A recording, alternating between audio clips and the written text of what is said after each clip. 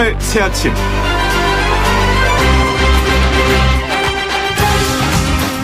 남편이 시장 선거에서 공천을 받게 해주겠다.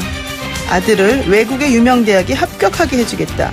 이러면서 72억 원을 갈취한 40대 무속인이 1심에 이어 2심에서도 중형을 선고받았습니다. 무속인 A씨는 지난 2012년 모 봉사단체에서 B씨를 알게 되었고 그럴듯한 감언이설로 B씨 아들을 위해 합격 굿을 해주었습니다. 우연의 일치인지 B씨 아들이 미국 소재 명문대 합격하게 되자 B씨는 A씨를 맹목적으로 믿게 되었고 A씨는 그러한 B씨의 맹목적 믿음을 이용해서 B씨의 남편이 시장 선거에 나갈 수 있도록 공천을 받게 해주겠다면서 72억이라는 거액을 2년 동안 뜯어낸 겁니다. 보험 대출을 받고 지인에게서 수십억을 빌려가면서 A씨에게 돈을 주느라 경제적으로 공공한 처지에 놓인 B씨도 어리석지만 다른 사람의 약한 감정과 신뢰를 이용해서 사기를 친 A씨 같은 사람이 다시는 활기치지 못하는 세상이 되었으면 좋겠습니다. YTN 라디오 노영희의 출발 새아침, 정직하고 성실한 앵커 노영희가 시작해보겠습니다.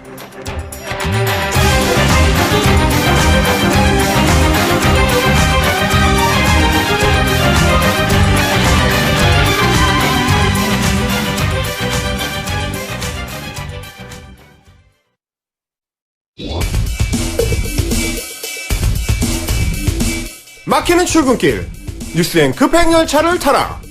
헬마 뉴스. 답답한 출근길, 진짜 뉴스를 시원하게 뚫어드리는 헬마 뉴스. 오늘도 헬마우스 임경빈 작가 나와 있습니다. 안녕하세요. 안녕하세요, 헬마우스입니다. 저는요, 이 진짜 뉴스를 시원하게 뚫어드린다. 이 표현이 상당히 좋은 것 같아요. 아침에 특히 네. 직장 가기 전에 좀 시원해지면 좋잖아요. 네, 출근길이 좀 뻥 뚫리는 기분으로다가 만들고 있습니다. 제가 말하는 시원한 거랑은 좀 다른 얘기를 하시군요. 네. 자, 오늘 첫 번째 소식은 뭡니까? 자, 지지율 데이터는 하나인데 두 사람이 서로 다른 말을 해서 지금 화제가 되고 있습니다. 그런 게 있어요? 예, 자유한국당 황교안 대표하고 김병준 전 비대위원장 얘긴데요. 어제 이제 황 대표가 충북 도당의 신년회에 가가지고 자신이 대표를 맡았던 1년 동안 성과가 굉장히 많았다. 그중에서 특히 당 지지율을 굉장히 많이 끌어올렸다. 그러니까 이제 이런 얘기였습니다. 자기가 입당을 했던 지난해 1월 15일 그때쯤 해가지고 한국당의 지지율이 8%였다. 네. 그런데 지금은 지지율이 30%나 된다. 그러니까 내가 당대표 1년 하면서 거의 4배 끌어올렸다. 그만큼 와. 잘했다.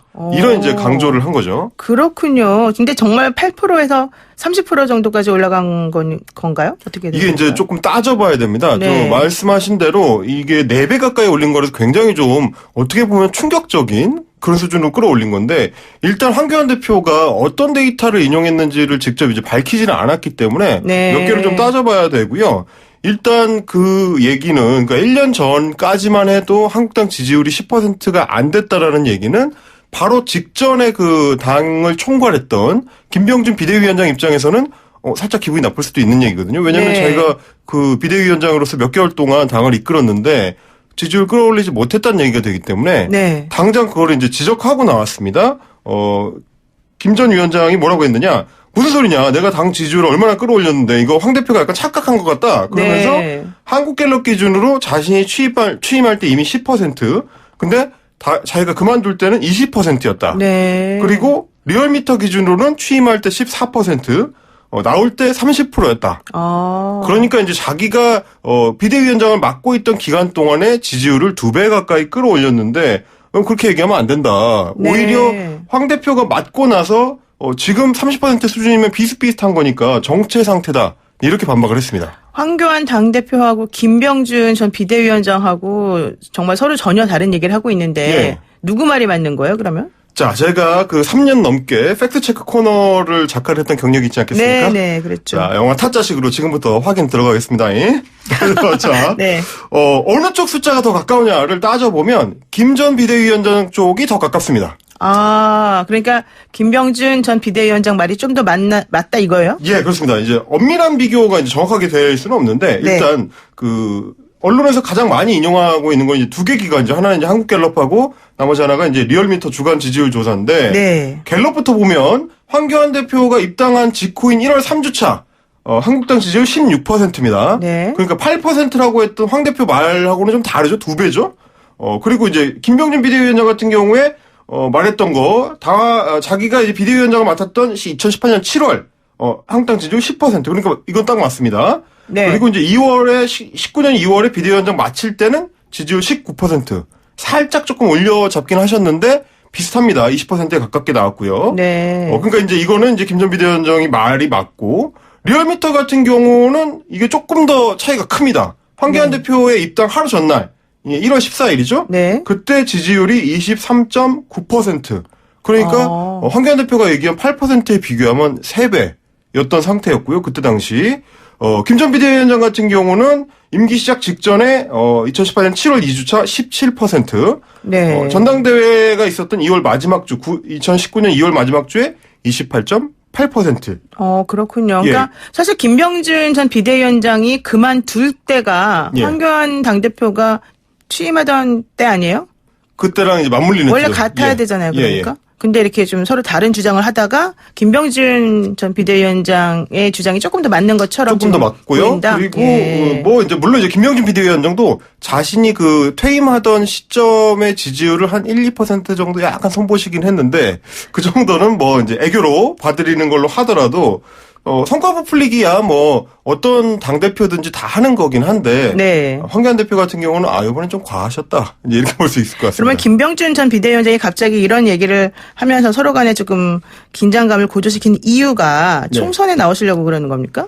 뭐 김병준 비대위원장이 이제 자신은 험지에도 수도권 험지에도 출마할 수 있다는 걸 이제 공공연하게 밝혀왔었기 때문에 그런 맥락도 있겠고요. 사실은 이게 전임자와 현임자가 숫자 가지고 이렇게 논박하는 게 이제 그렇게 썩 좋은 모양새는 아닌데 이 두 분이 다 이제 자유한국당의 유력 대선 주자다 보니까 어떻게 보면 이제 서로 좀 견제하는 그런 어떤 모양새가 된 것 같습니다. 그렇군요. 그러면은 어쨌든 뭐 서로 견제한다고 치고 황 대표는 어디 나가신다는 거예요? 지금 당내의 이야기를 들어보면은 종로 쪽으로 좀 굳힌 것 같다는 얘기가 있는데 그거는 조금 더 지켜봐야 될 것 같습니다. 종로를 굳히셨다? 어제 이제 박지원 그 대한신당 의원 같은 경우는 못 나올걸요? 라고 이제 하기를 했었기 때문에. 저도 그렇게 썩, 잘 모르겠네요. 자, 그 다음에 두 번째 소식은 뭡니까? 두 번째 소식은 우리 진행자께서 좋아하실 만한 약간 귀엽고 따뜻한 소식으로 준비를 해봤습니다. 저 귀엽고 약간 똥통하고 이런 거 좋아해요. 네, 그런 동물인데요. 원뱃이라는 오스트레일리아 지역에만 이제 서식하는 좀 대형 쥐 내지는 코알라, 캥거루 이걸 이제 섞어 놓은 것 같은 유대류라고 하죠. 이제 아기 주머니를 가진 동물. 그런 이제 좀 특이한 동물인데 최근에 호주에서 이제 초대형 산불 사태가 엄청 계속 번지면서 그 시름이 깊어지고 있는 와중에 이 원뱃에 대한 훈훈한 이야기가 좀 화제가 되고 있다고 합니다. 그러니까 호주는 지금 사실 4개월 정도 지금 계속 산불이 안 잡혀서 힘들어하고 있는데 동물들이 많이 그렇게 피해를 입었다는 소식이 있었는데 이 원뱃에 대한 얘기가 그래서 나왔군요. 지금 뭐 추정하기로는 약 10억 마리 이상의 동물들이 희생된 것으로 지금 알려져 있는데 10억 마리요? 뭐 이제 미생물이나 뭐 곤충들까지 포함되는 걸 텐데 이 와중에 이제 원뱃의 그 이타적인 습성이 화제가 됐습니다. 얘가 이제 평소에 땅굴을 파고 생활을 하는데 생태학자들의 기록에 따르면 화재 같은 이제 대형 재해가 닥쳤을 때 다른 동물들이 자신의 굴로 피신하는 거를 이제 개의치 않는다고 알려져 있습니다. 그러니까 너도 들어와라, 나랑 같이 숨자 이런 거요. 굉장히 좀 이타적인 행동을 한다고 하는데 오히려 어떠냐면 이제 양치기 행동이라고 해서 그 위험에 처한 작은 동물들을 자신의 그 동굴로 안내하는 그런 행동을 보이기도 한다고 해요. 그래서 이제 작은 동물들이 종종 이제 원뱃 굴을 이제 피난처로 삼기도 한다고 하고 이런 얘기들이 호주 사람들의 그 소셜 미디어를 통해서 확산되고 있습니다. 정말 좀 생각하지 못했던 그런 소식이군요. 그런데 이번 화재에서도 그러면 그런 식으로 선행, 이타적 행동을 한 게 나온 겁니까? 원뱃의 선행이 뭐 실제로 관찰된 건 아닌 것 같아요. 지금 보니까. 워낙 이제 화재가 규모가 컸었기 때문에 그런 거를 일일이 좀 확인하기는 좀 어려운 상황인 것 같은데 다만 이제 호주 연방정부가 이번 화재와 관련해서 곳곳에서 구멍을 드러내고 좀 무책임한 태도를 드러내기도 해서 여기에 이제 실망한 호주 시민들이 원뱃 같은 동물한테서라도 일종의 슈퍼히어로를 기대하는 그런 심리가 좀 반영이 된 것 같습니다. 그러니까 확실하진 않지만 어쨌든 원뱃 얘기를 하면서 좀 마음의 위안을 삼아라. 이런 의도로 보인다 이런 거죠. 그 슈퍼히어로가 연방정부에서도 좀 보여달라 이제 이런 얘기인 것 같습니다. 좋습니다. 자, 세 번째 소식은 뭡니까? 어제 이제 강경화 외교부 장관이 이제 폼페이오 미국 국무장관하고 회담을 가졌는데요. 그렇죠. 여기서 한 그 대화가 좀 화제가 되고 있습니다. 뭐라고 했냐면 강경화 장관이 특정 시점에 따라서는 남북 관계가 북미 관계보다 먼저 나갈 수도 있다. 이런 입장을 밝혔는데 그러니까 네. 이제 북미 대화가 지금처럼 교착 상태가 이어진다면 이 상황을 좀 타개하기 위해서라도 남북 관계를 먼저 좀 진도를 뺄 수도 있다. 이런 얘기입니다. 뭐 예를 들면 남하고 북 사이에 철도를 좀 더 연결한다든가 이런 걸 말하는 거예요?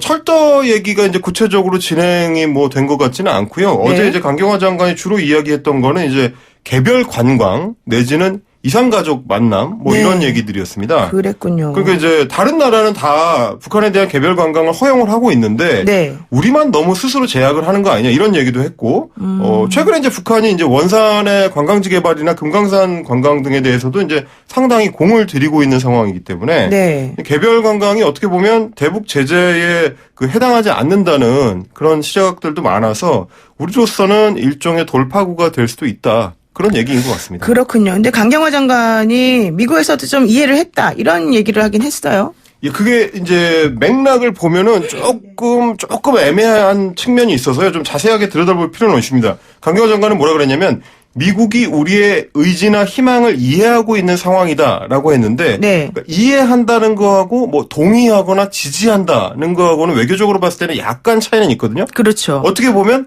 말씀 잘 들었습니다. 이렇게 될 수가 있는 거라서 네네. 이거는 조금 더 좀 디테일하게 들여다봐야 될 것 같고 이제 미국 국무부 관계자의 그 발언이 좀 알려진 게 있는데 네. 뭐라고 했냐면 일치된 대북 대응과 긴밀한 조율 그리고 이제 제재 결의 이행 이런 얘기를 언급을 했습니다. 맥락만 보면 지금까지 하던 얘기에서 이제 크게 달라지지 않은 거라서 그렇죠. 우리가 좀 적극적으로 나가겠다는 의사 전달을 했고 미국 입장에서는 아직은 좀 원칙적인 입장을 견지하고 있는 것 같다. 지금 그런 상황인 것 같습니다. 네, 그랬군요. 근데 어쨌든 지난해 하노이 그 북미회담 결렬 이후에 사실은 조금 여러 가지로 상황이 안 좋지 않습니까? 예, 좀 이게 교책 상태가 좀 길어지고 있어서 우리 입장에서는 어떻게 이 상황을 좀 타개해 볼까 하다가 아마도 2018년 2월에 이제 평창 올림픽 사례를 생각을 하는 것 같아요. 이제 남북 관계를 먼저 좀 진도를 빼면 네. 그거에 따라서 이제 북미 관계를 좀 견인할 수 있는 그런 좀 흐름을 만들어 보려는 것 같은데 상황은 앞으로도 좀 더 지켜봐야 될 것 같습니다. 네, 그렇군요. 알겠습니다. 오늘 말씀 여기까지 드릴게요. 고맙습니다. 감사합니다. 네, 지금까지 헬마우스 임경빈 작가였습니다. 헬이야? 안녕하세요. 가짜 뉴스들을 지옥으로 보내버리는 헬마우스입니다. 저는 유튜버로서 그동안 구독자와 조회수만 신경을 써왔는데요. 이제는 YTN 라디오 고정 출연자로서 청취율 관리도 들어가겠습니다. 혹시 라디오 청취율 조사 전화를 받으신다면 즐겨 듣는 프로그램으로 노영희의 출발 새아침. 노영희의 출발 새아침. 중요하니까 두 번 말씀드렸습니다. YTN 라디오 노영희의 출발 새아침이라고 꼭 말씀해주세요. 이제 세 번이네요. 이제 청취율도 헬마효과, 헬마 코인 제대로 탑승해봐야죠. 청취율 조사 전화에는 YTN 라디오 노영희의 출발 새아침. 동지들이여, 가자!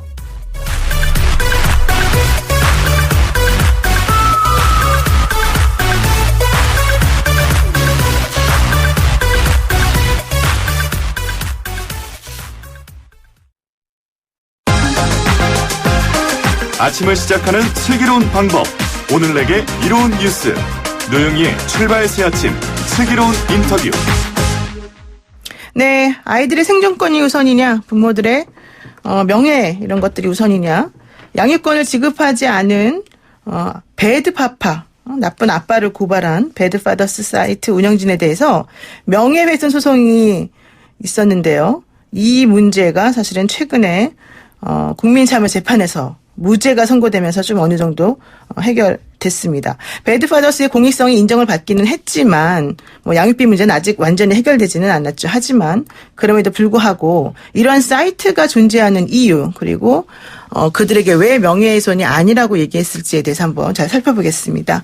배드파더스 공동변호인단 대표 양소영 변호사 나오셨습니다. 변호사님 안녕하세요. 네, 안녕하세요. 요즘 제일 바쁘신 것 같아요. 아니요.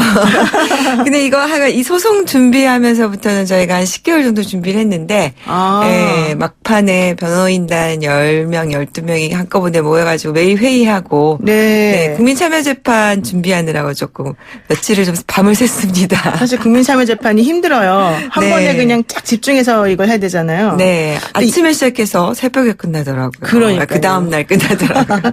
아니 근데 이게 이제 결과적으로는 형사 사건이니까 네. 배드파더스의 운영진이 피고인이 되어서 재판을 받았던 네. 건데요. 운영진과 제보자가 둘이 같이 고소가 됐습니다. 제보자까지. 네. 그러면은 누가 고소를 한 겁니까? 그러니까 양육비를 주지 않은 사람이 고소를 한 거죠. 그래서 저희가 이제 변호인단에서 제일 먼저 쟁점으로 말씀드렸던 건 저희가 이제 최후 변론에서 강조를 했는데 이 사건은 이제 양육비를 안 준 사람이 그러니까 말하자면 피해자라고 했지만 실질적으로는 가해자들이 아니냐. 양육비를 안 주는 사람은 저희가 넓게 봐서 이거는 아동학대로 저는 처벌이 돼야 되는 내용이라고 생각을 하고 네. 해외에서는 실제로 아동학대로 처벌하고 있습니다. 그러니까 미국 같은 경우에는 1800년부터 이미 처벌이 됐고 아이다호 주에서는 네. 심지어 14년형까지 선고할 수 있더라고요. 징역을 14년이나. 네, 네. 그러면은 이렇게 아동학대를 한 가해자들이 자신의 명예를 훼손했다는 이유로 피해자 행세를 하면서 한 사건이기 때문에 그렇죠. 이 사건은 실질적인 피해자인 아이들이 있는데 가해자가 피해자인 걸로 행세하는 바뀐 사건이다. 이 사건을 좀 중점적으로 배심원분들에게 설명을 드렸습니다. 워낙 설득력이 좋으셔가지고 그냥 네. 말만 하면 네, 다 네. 시민들이 받아들이시나? 근데 어쨌든 중요한 거는 아동학대의 유형 중에 하나가 이렇게 무관심하거나 방임하는 것도 그렇죠. 포함이 되니까 네. 사실 제가 봤을 때도 이렇게 양육비 안 주는 사람들은 좀 혼이 났으면 좋겠습니다. 솔직히 말하면. 자, 그런데 이제 차근차근 이야기를 풀어나갈게요. 네. 먼저 이 배드파더스라고 하는 사이트가 정확히 어떤 사이트인가요? 네, 이제 여성운동을 하던 분들이 운영하는 사이트인데, 이제 원래 지금 피고인으로 재판을 받으셨던 구본창 씨가, 이제는 뭐 무죄니까, 구본창 씨가 원래는 이제 코피노들을 돕는 활동가이셨어요. 네. 그런데 이제 코피노 사건들을 진행을 하다 보니까 결국에는 한국에서 양육비를 받아야 되는 문제가 생기다 보니까 그렇죠. 한국에서도 이런 문제가 이제 굉장히 현실적으로 어려움이 많구나는 걸 느끼셨는데 마침 이와 관련해서 관심이 있는 여성 단체들이 이런 사이트를 좀 만들겠다고 하니까 그러면 내가 같이 좀 도움을 주겠다. 근데 이제 운영자분들은 직장도 있으시고 또 이런 문제가 있어서 그러면 내가 여기에 대해서 제보를 하고 그러니까 올 사이트에 올리는 일을 하고 네. 내가 이와 관련해서 문제가 생기면 책임을 같이 져주겠다. 이렇게 해서 이제 시작을 하셨다고 합니다. 참 이게 사실 쉬운 문제는 아닌데 네. 어쨌든 간에 약간의 자원봉사 성격으로 좀 네, 이 일이 자원봉사자로 벌어진 거군요. 활동을 하신 겁니다. 그런데 제가 얘기 들어보니까 이 배드파더스라고 하는 사이트에 이름이 올라가 있는 양육비를 네. 지급하지 않았다는 사람들이 400명이 넘는다면서요? 네. 실질적으로는 더 많이 문의가 왔는데 사실은 이제 그분들도 이걸 올렸을 때 명예훼손으로 처벌받을 위험이 있으니까 고민을 많이 하셨죠. 그렇죠. 그래서 문의가 온 거는 뭐 몇천 건인데 실제로 올린 것만 400건이고요. 네, 지금 이와 관련해서 회원 활동을 하고 양혜원이라는 모임을 해서 하고 있는 분들은 6천 명 가까이 됩니다. 맞네요. 네. 그러면은 아까 말씀하신 것처럼 몇천 명의 제보가 왔는데 그 중에서 400명이 올라갔다면 기준이 있어요? 기준이 이제 명확하게 좀 판단이 되는 분들, 그러니까 양육비 조서라고 되어 있죠. 협의 네. 이혼을 하게 되면은 양육비에 대해서 협의를 하니까 이거를 양육비 부담 조서라고 하고요. 또 이제 양육비로 해서 정식으로 이혼 소송을 통해서 판결을 받은 분들, 그다음에 둘 사이에 협의가 돼서 뭐 최소한의 공정증서 든 내지는 각서든 이런 내용 그리고 서로 주고받은 문자 내용 등으로 해서 양육비에 관해서 협의가 된 거 시작 시점과 액수가 어느 정도 협의되신 분들을 기준으로 해서 그러니까 크게 다툼이 있는 경우는 올리지 않고 네. 이런 경우에 올렸기 때문에 대부분의 경우에는 확인된 내용으로 해서 허위 사실이 한 건도 없었다고 합니다. 아, 그랬군요. 예. 그러니까 골라내는 것도 사실은 상당히 고심을 네, 네, 했다는 얘기가 되는데 좀 이런 게 있을 것 같아요. 뭐 나는 사실 주고 싶지만 내가 형편이 어려워서 못 준다. 네. 이런 분들도 있을 거 아니에요? 네, 그래서 이제 올린 경우에 바로 연락이 와서 그런 사정이 된 경우는 바로 삭제를 하고 네. 그다음에 연락이 되는 경우에는 확인할 수 있으면 아예 올리지도 않고 이제 그런 과정이었고요. 네. 지금 400분 중에서 114분이 해결이 됐는데 네. 그러니까 해결이 되지 않은 분들 중에서 대부분은 연락조차 되지 않은 분들. 아. 그리고 이 사이트에 있는데 뭐 해명조차 해오지 않은 분들이 남아 있다고 보시면 될 것 같습니다. 근데 또 뭐 고소득자도 사실은 네. 많이 있었는데 네. 양육비를 지급하지 않고 일부러 수입이 없는 사람처럼 행동도 있다면서요? 네, 대형 로펌의 뭐 변호사도 있고요. 그래요? 유명인도 오. 계시고, 그다음에 이제 본인 능력이 없다고 하는데 알고 보니까 본인은 뭐 불우이웃돕기를 하고 있다고 이미 뭐 홍보를 하고 있다거나, 어머나. 뭐 정치인들과 같이 다니면서 뭐 모범적인 사람으로 포장이 되어 있다거나 그런 경우가 있고, 그런 분들 중에서 여전히 그럼에도 불구하고 지급하지 않고 있는 분들이 있습니다. 아, 근데 어쨌든 400몇 명 되는 분 중에서 그래도 113명 정도가 자발적으로 이제는 양육비를 지급한다는 걸 보면 네. 이 사이트가 사실은 상당히 도움을 주고 있다라는 걸 알 수 있을 것 같긴 한데요. 이름이 왜 배드파더스예요? 아빠만 주는 건 아니잖아요. 네, 그래서 저도 이제 배드 처음에 페어런스 어때요? 네, 이분들 만났을 때 제안을 했어요. 배드 페어런스 바꾸자. 네. 그랬는데 이제 운영진에서 고민을 했던 것이 아마 이제 배드 페어런스로 이미 좀 많이 알려졌다 보니까 이걸 좀 정정하는데 어려움이 좀 있었고, 그래서 실제로 이 사이트에 들어가 보면 이제 배드 마더스도 있다고 하고 이렇게 그렇죠. 이 부분에 대해서 안내가 되어 있습니다. 그래서 네. 지금도 저도 이제 아직도 명칭에 대해서 말씀을 드리는데 이제는 이제 이게 약간 그 공식적인 알려진 상징적인 이름이 되다 보니까 이제 좀 바꾸기는 어려운 면도 있고. 그렇겠네요. 예, 그러니까 뭐 그렇습니다. 파더스라고 하지만 이제 대표격으로 실질적으로는 페런츠. 네, 그렇죠. 그러면은 이 사이트에서 하는 거는 그냥 명단 올리고 주소 같은 거 올리고 주소는 모르겠고 사진 올라가고 주소라는 예. 경우 주소, 실명 이렇게 이제 내용이 올라가 있습니다. 그러니까 그렇게 올라가는 거 말고 다른 종류의 뭐 제재나 다른 방식으로 이행을 촉구하거나 그런 건 없습니까? 네. 그 이제 이와 관해서 제보를 하면 제보자가 이제 연락처가 닿는 경우에는 실질적으로 협상을 진행하기도 하고요. 네. 예, 그렇게 해서 내용이 진행이 되면 바로 게시물을 내리고 이제 이렇게는 하고 있지만 안타까운 것은 대부분은 연락조차 없다는 거고요. 예, 그런 부분이 있습니다. 그런데 본인이 이름이 올라갔는지 안 올라갔는지도 모르는 사람도 있잖아요. 그럴 경우도 있을 수 있죠. 네. 그럴 때는 그냥 이름만 계속 올라간 채로 놔두는 계속 거예요? 게재될 수밖에 없는 겁니다. 아, 네. 그렇군요. 그래서 이제 이게 공익성을 인정받은 내용이 그러니까 이거 이외에 그분들에 대해서 개인적으로 비방을 하거나 모욕적인 표현이 전혀 없습니다. 그러니까 쭉 해서 미지급자 명단이 되어 있어서 마치 이것의 하나의 표현이 되어서 미지급 문제가 이렇게 심각하다는 것을 상징적으로 보여주고 있다는 이런 부분이 재판부로부터 좀 인정을 받아서 네. 개인적으로 비방의 목적으로 명예를 훼손한 것은 아니다라고 판단을 좀 받은 것입니다. 그러니까 그 배심원 전원이 전부 다 네. 무죄를 만장일치로. 만장일치를 네. 했다 이런 얘기 듣고 저도 역시 정의는 살아있구나 생각을 했는데 네.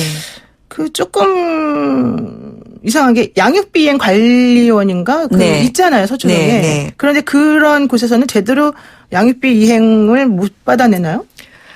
법적 절차가 물론 있죠. 법적 네. 절차가 있고 또 국가에서 도움을 주는 양육비 이행관리원이 있는데 이를 통해서 도움을 받는 게 실질적으로 한 번 신청을 하면 2년 정도 기다리셔야 된답니다. 그렇게 오래 걸려요? 그러니까 왜? 원하는 사람은 많고 여기 행정 인력이나 예산이 투입된 게 없기 때문에 기다려야 되고 또 그렇게 해서 가까스로 도움을 받았지만 이행 명령이나 이런 절차의 강제성이 별로 없다 보니까 이거를 법망을 피해가는 경우가 많고 제일 이제 심하게 할 수 있는 조치가 감치인데 그렇죠. 감치의 경우에도 이게 3개월 정도밖에 효력이 없다 보니까 3개월 동안 이 사람을 찾지 못하면 뭐 예를 들어서 이제 형사 같은 경우에 지명수배 절차가 있잖아요. 그렇죠. 근데 이런 절차를 안 하고 또 할 수도 없고 주소지로만 감치에 대한 이제 조치가 경찰서에 내려가다 보니까 형식적으로 주소지가 있고 실질적으로 거주지가 다르면 이 사람을 감치를 시킬 수가 없는 거예요. 그러네요. 사람이 그러니까 3개월 없으니까. 지나면 이제 못 하는데 다시 하려면 다시 이행명령부터 돌아가야 됩니다.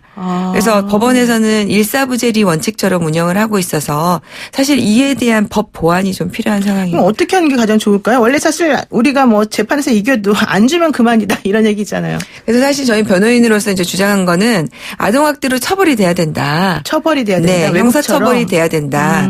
그리고 이게 이제 이와 관련해서 감치 경우에도 이제 형사적인 것처럼 네. 좀 더 보완하는 절차들이 진행이 돼야 수배를 진행하거나 그리고 한 번 감치가 떨어지면은 이에 대해서 좀 효력을 오래도록 유지를 하거나 네. 그리고 명단 공개가 필요하다 해서 이와 관련한 입법도 지금 국회에 발의가 되어 있는 상황이고요. 네. 그래서 이제 배드파더스 사이트 회원들과 여기 양혜연 회원들이 지금 촉구하는 내용은 네. 앞으로 제발 이와 관해서 입법이 좀 정말로 좀 통과가 돼서 실질적인 조치가 좀 이뤄졌으면 좋겠고 또 지금 국가가 양육비에 대해서 대지급하는 제도가 있기는 합니다. 그렇죠. 나중에 구상권을 네, 행사하죠. 긴급적으로 할 수 있는 게 있는데 이걸 좀 예산을 투입을 해서 국가가 대지급제를 좀 확대하는 방안에 대해서 입법 촉구 활동을 계속할 예정입니다. 지금 뭐 관련해서 법안이 한 10개 정도가 원래 올라가 있었다고 얘기를 들었거든요. 네, 10개 다 되어 통과가 있는데 됐어요? 어떻게 됐어요? 한 건도 지금 통과가 안 되어 있고 지금 19대인가요? 20대인가요? 20대. 네.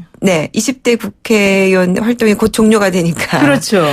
결국에는 사장되지 않을까 하는 점이 가장 안타까운 것 같습니다. 사실 뭐 외국 같은 경우에는 뭐 실제 실형을 살기도 하지만 운전면허를 네, 말소시켜버리는 그게 사실 가장 현실적이지 않을까요? 그러니까 그렇게 되면 그리고 운전면허 관련 자격증만 정지돼도 네. 본인들이 좀 활동을 해야 되니까 그렇죠. 네, 집행에 나오지 않을까 싶고 또 출국 금지도 좀 하게 되면은 그렇죠. 예. 당장에 해외에 나가는 것도 어려움이 있을 거니까 좀 현실적으로 도움을 받지 않을까 해서 몇 가지를 좀 저희가 앞으로 빨리 좀 조치를 취했으면 좋겠다 촉구 활동을 계속 하고 있습니다. 네, 정말로 저도 많이 응원을 하겠습니다. 그런데 네, 감사합니다. 이번에 이제 재판이 구체적으로 재판 과정에 대한 얘기 잠깐만 여쭤볼게요. 네. 이게 배심원이 참여해서 국민참여재판으로 진행이 됐지 않습니까? 네네. 당시 재판을 하면서 가장 쟁점이 되었던 부분이 무엇이었는지 그리고 또 실제 이 배심원으로 참여한 분들이 어떤 것에 대해서 조금 관심을 가졌는지 이런 거 좀 궁금해요. 네.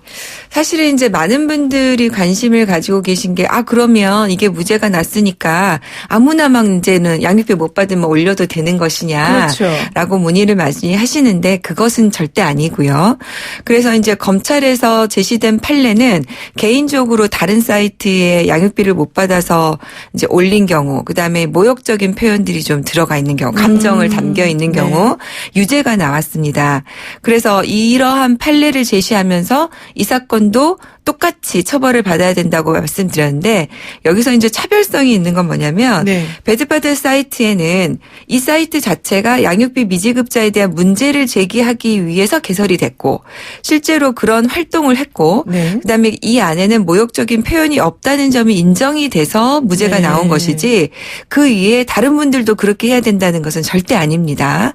그리고 이것을 만약에 퍼나르게 된다라고 하면은 별도의 명예훼손이 성립할 수 있기 때문에 이 부분에 대해서는 좀 착오 없으시고 조심하셔서 만약에 이걸 퍼나르거나 개인적으로 올리게 되는 경우는 여전히 명예훼손으로 처벌받을 수 있다는 거 좀 주의하셨으면 좋겠습니다. 그러니까 이게 이제 뭐 형법하고 정보통신망법상에 사실적시 명예훼손에 해당이 된다 뭐 이제 이런 거였을 거 아니에요? 그래서 이제 이 부분 때문에 검찰이나 이제 이쪽에서는 이 앞으로 위험성을 많이 지적을 했고요. 배심원 분들도 그 부분에 대해서 고민을 좀 많이 하신 것 같습니다. 그래서 이제 이게 무죄가 된 경우에 다른 경우에도 무죄가 되는 게 아니라 엄격히 이런 사회운동이라는 점, 모욕적인 표현이 없다는 게 인정되는 경우에만 예외적으로 공익적 목적이 인정돼서 비방이 아니다라고 판단받는다는 거를 좀 주의하셨으면 좋겠습니다. 사실 뭐 저도 우리 양 변호사님도 그렇지만 저도 뭐 가사 사건, 이혼 사건 이런 거 할 때 이제 양육비 지급 얼마 하라라고는 나오는데 실제 이행 안 된다고 다시 전화 오는 경우들이 많더라고요. 그렇죠. 네.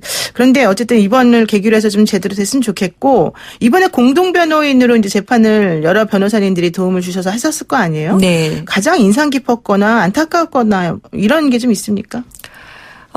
그날 이제 재판하면서 사실은, 저희가 조금 많이 울음바다가 됐어요. 그러니까 저 얘기 들었는데 막 너무 속상해서 눈물이 펑펑 났다 이런 얘기 하더라고요. 이제 하시는 분들에 대해서 사실 이제 양육비 문제가 사회적인 관심을 불러일으킨 게 불과 한 1년 정도 좀밖에 안 됩니다. 그래서 많은 분들이 이 문제의 심각성에 대해서 공감을 좀 받는 것이 굉장히 좀 필요했고요.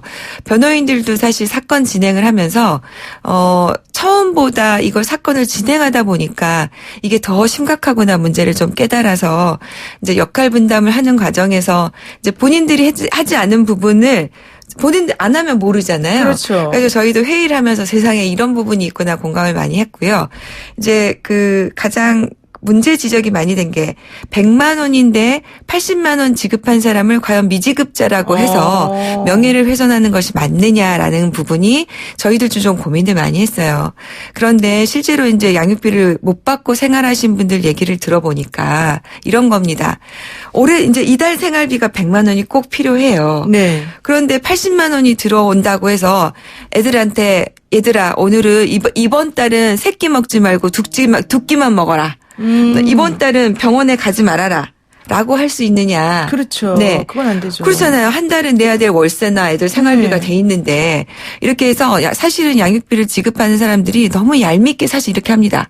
100만 원인데 그냥 임의로 자기가 60만 원씩만 줄여서 지급을 하는 거예요. 그래 놓고는 지급을 했다. 라고 법원에 이제 얘기를 하는 거죠. 네. 그때 사실 법원이 이 사람들을 감치로 보낼 것이 고민할 수밖에 없잖아요. 그렇죠. 이게 악용이 된다는 겁니다. 일부 미지급이. 그래서 이 문제에 대해서도 저희가 조금 배심원들에게 설명을 했는데 다행히 이러한 어려움에 대해서 공감을 받았다는 것이 이제 문제를 그러니까 실제로 당한 사람 입장에서 네. 우리가 공감의 필요가 필요하다는 부분을 좀 어필을 했고 이 부분에 대해서 이제 여러분들이 공감을 해주셔서 다행히 이제 무죄가 나온 것 같습니다. 사실 또 이런 것도 있더라고요. 그 양육비를 왜 안 주냐 물어보니까는 뭐 형편이 안 좋아서 못 준다는 사람도 있지만은 네. 나는 그 전 배우자가 얄미워서 안 준다. 네. 그리고 돈을 어떻게 쓰는지 나는 하나도 모르는데 애한테 안 쓰고 혼자 쓸까 봐 그러니까요. 이런 게 싫다고 이런 얘기를 하는 사람들도 있고요. 핑계 없는 무덤이 없다고 다 그렇게 얘기를 하십니다 해서 저희가 이제 대법원에서 2019년 11월에 어떤 판례가 있었냐면은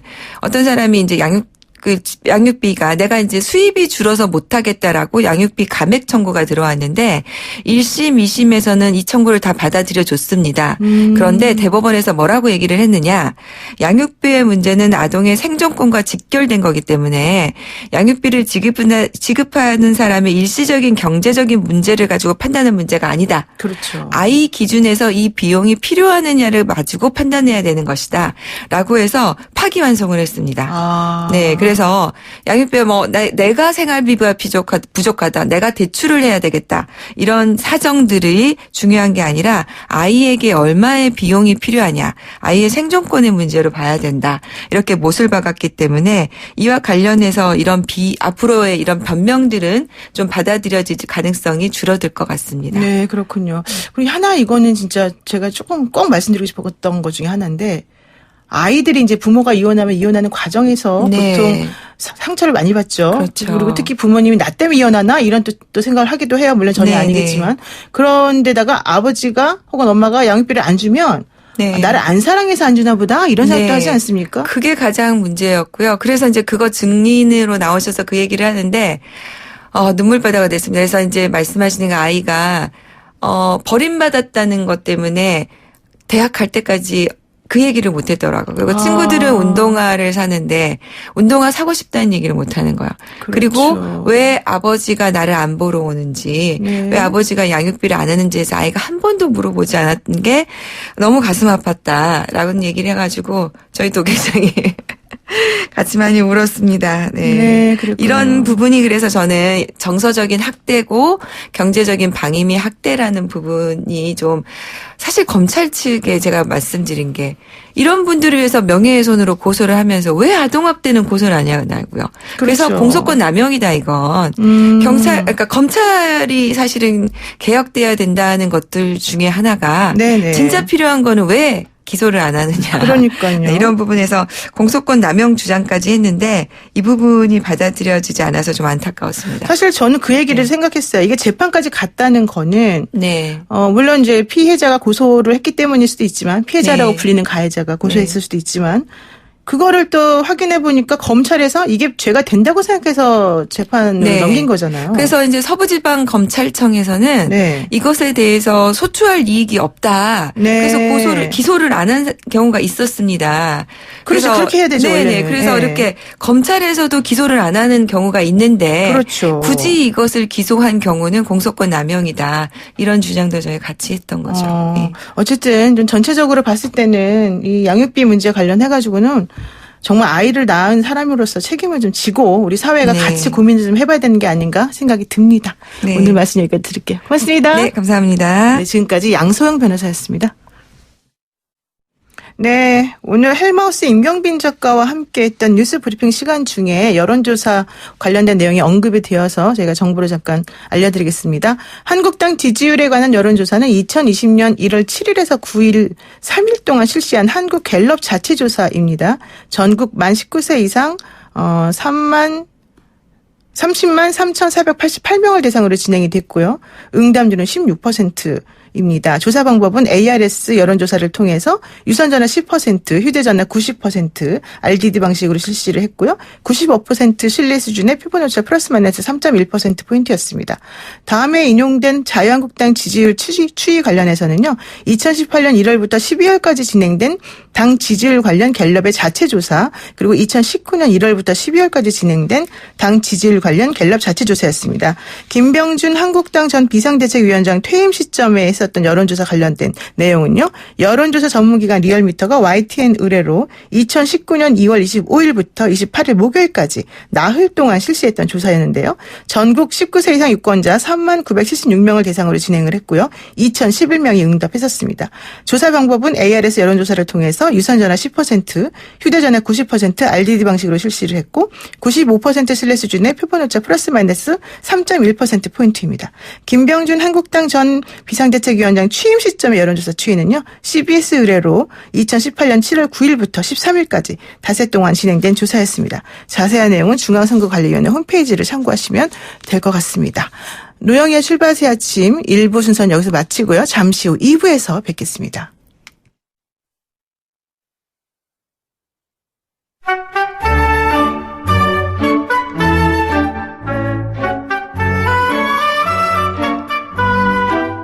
네, YTN 라디오 노영희의 출발 새 아침 2부 시작했는데요. 이번 주 우리 사회는 어떤 이슈에 반응을 하고 어떤 이슈에 열광을 했을까요? 우리 사회 여론을 알기 쉽게 해주는 출발 새 아침의 여론 택배 요정 뚱커벨 인사이트 K의 배종찬 연구소장 스튜디오에 나와 계십니다. 소장님 안녕하세요. 안녕하십니까. 청취율 높아지게 만드는 뚱커벨입니다. 맞습니다. 네. 충분히 동의하고요. 조금 빨리 갈게요. 대통령 신년 기자회견에서 다양한 현안에 대해서 대통령이 답변을 했었습니다마는 그중에 또 관심이 있었던 게 호르무즈 해협에 대한 파병 아니었습니까? 네. 이와 관련해서 국민 여론이 있습니까? 좀 팽팽하기는 했습니다. 문재인 대통령은 호르무즈 네. 파병 질문에 대해서 국민과 기업의 안전이 우선이다 이렇게 얘기를 했었는데 그렇죠. 국민 여론은 오차 범위 내에서 반대가 조금 높기는 합니다. 하지만 파병하면 상당히 안 된다. 팽팽했습니다. 리얼미터가 네. YTN을 받아서 지난 10일 실시한 조사이고 전국 500인 표본오차 95% 신뢰 수준 플러스 마이너스 4.4%포인트 무선전화 면접 유무선 RDD 자동응답 조사이고 응답률 4.4%. 자세한 개요는 조사기관의 홈페이지 확인 가능한데 우리 군의 호르무즈 파병에 대해 어떻게 생각하는지 물어봤습니다. 네. 찬성 40.3%, 반대 48.4%로 아주 큰 차이는 아닌데 오차 범위 내 반대가 조금은 더 높은 것으로 나타났습니다. 네. 그런데 20대에서 오히려 파병 찬성 여론이 높았다면서요. 가장 높았습니다. 20대 파병 찬성이 왜 이렇게 높을까? 지금은 이제 중동 위기 국면이 다소 소강 상태이긴 하지만 네. 20대의 경우에는 안보 문제에 대해서 상당히 적극적이더라고요. 그러니까 호르무즈 파병이 필요하다면 가야 된다. 이런 20대 인식을 읽을 수 있는데 아직 뭐 전쟁에 대한 이런 것보다는 20대가 안보 문제에 대해서 적극적으로 인식하는 부분. 과거에 유사한 조사가 있었는데 한국에서 전쟁이 일어나면 참전하겠냐. 20대가 가장 높았습니다. 그런 만큼 20대가 군대를 막 갔다 온 세대이기도 하겠지만 안보 문제에 대해서는 상당히 적극적인 경향을 읽을 수가 있습니다. 이런 건 또 있을 수 있을까요? 20대는 군대 갔다 왔는데 네. 나는 갔다 왔으니까 너네들도 가라 이런 건 없습니까? 네. 노영희 변호사의 해석인데 상당히 저는 공감을 합니다. 그런데 물어보질 않아서 네, 이런 걸 그렇군요. 이른바 너도 당해봐야지 심리일 수 있는데 우리 20대 청년들이 그럴 리는 없고 네. 아마 정의관념이 뚜렷하고 사실은 이제 국가에 대한 안보관이 좋아서 그런 것 그럼요. 같습니다. 파이팅 20대. 네, 맞습니다. 그리고요. 신년 기자회견에서 또 뜨거운 감자 중에 하나가 네. 추미애 장관과 윤석열 검찰총장에 대한 얘기였잖아요. 그럼요. 이 검찰 고위직 인사에 대한 일반 국민들의 반응은 어땠습니까? 얼마나 뜨거웠으면 뜨거워. 제가 분석하는데도 너무 뜨겁더라고요. 네. 뻔했습니다. 리얼미터가 CBS 의뢰를 냈고 지난 10일 실시한 조사 반갑습니다. 조사 결과 앞조사 완전 동일합니다. 아, 그래요? 네. 이런 조사가 좀 나오면 좋겠습니다. 네. 이 법무부의 검찰 고위직 인사에 대해서 많은 질문들이 사실 신년 기자회견에도 있었거든요. 네. 우리 국민들은 어떻게 볼까? 잘했다라고 하는 긍정평가 43.5%, 잘못했다는 부정평가가 47%, 오차 범위 내 뭐 팽팽하다고 보면 되겠습니다. 네, 그렇군요. 네, 이렇게 되는 이유는 진영 대결 구도가 상당히 강하고 사실 이게 어떤 식으로 앞으로 평가를 받을지 모르기 때문에 국민들은 여전히 이게 보수는 못했다.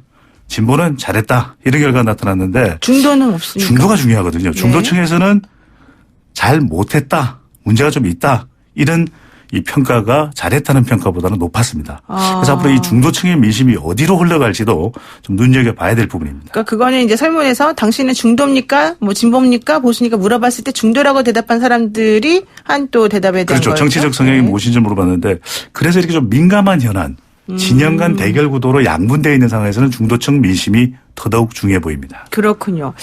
이제 총선 전국이 시작됐으니까 이거 여쭤볼게요. 선거는 구도, 이슈, 후보. 네. 이 세 가지가 가장 중요하다고 보지 않습니까? 그렇습니다. 네, 이번에 그 총선을 어떤 구도로 보는지 뭐 이런 거에 대한 여론조사도 있습니까?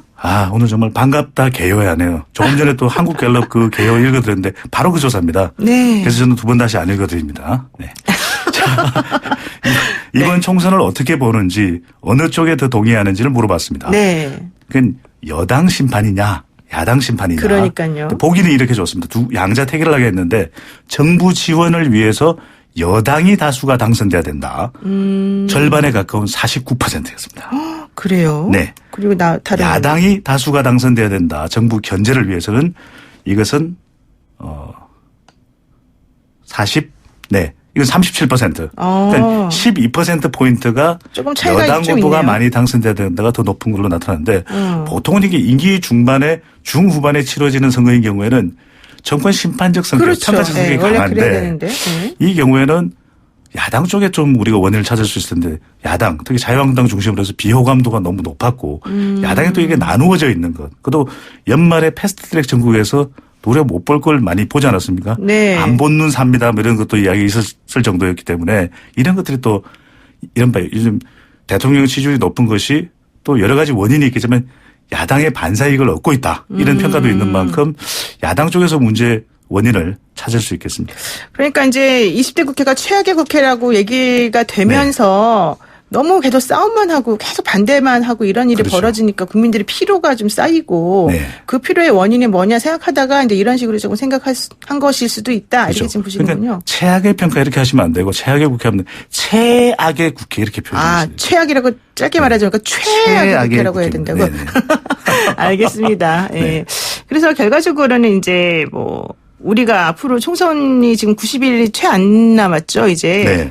그러면은 결과적으로는 설도 있고 그래서 이제 서로 간에 선거 관련된 얘기를 이제 지금부터 본격적으로 하기 시작할 텐데요. 그렇죠. 나의 생각이 누구한테 영향을 미치는지 이런 것도 매우 중요한데 네. 그러면 유권자들은 누구랑 이런 얘기들을 한다고 해요, 혹시? 그러니까요. 노 변호사께서 주변 사람들과 정치 이야기 하십니까? 저는 노코멘트입니다. 싸우게 되거든요. 네, 맞습니다. 그래서 정말 이야기를 안 하게 되니까 그래서 이번 조사에서도 주변 사람들에게 정치, 정당 관련 이야기를 하느냐 했더니 그렇지 않다가 10명 중 6명 정도 61%로 나타났습니다. 아예 그냥 분쟁을 피하겠다 이런 네. 얘기군요. 예. 오늘 좀 짧게 끝낼게요. 여기까지 말씀 듣겠습니다. 고맙습니다. 감사합니다. 네, 지금까지 인사이트 K의 배종찬 연구소장이었습니다.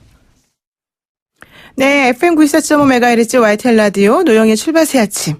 2부 마치고요. 8시 정각에 돌아오겠습니다.